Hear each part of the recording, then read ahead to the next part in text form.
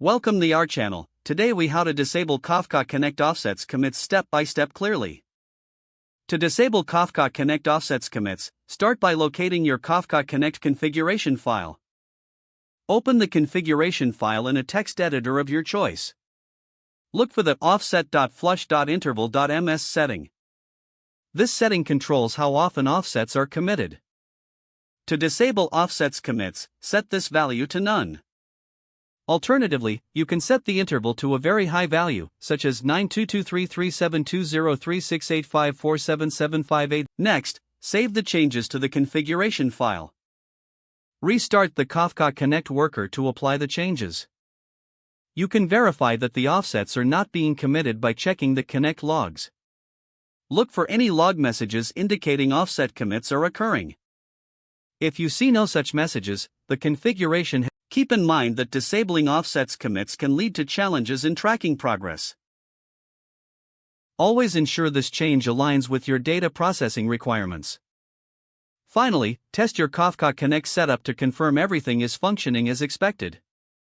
If the page does not load, refresh the browser or try again in a private or incognito window.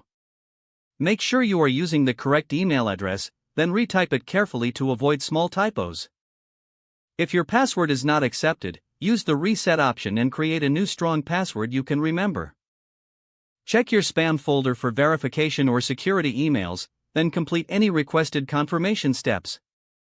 Enable two-factor authentication if available to improve account security and reduce unauthorized access risk. After signing in, review your profile details so your contact information and settings are accurate and current. If you see an error message, note it down and try again after restarting your device and internet connection. Log out when you finish, especially on shared devices, to keep your account and payment information secure. If the page does not load, refresh the browser or try again in a private or incognito window. Make sure you are using the correct email address, then retype it carefully to avoid small typos. If your password is not accepted, use the reset option and create a new strong password you can remember.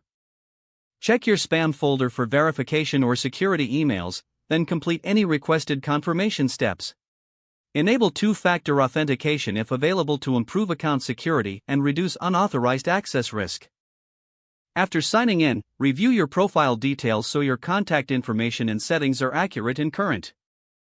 Don't forget to like this video and subscribe to our channel for more step-by-step tech guides.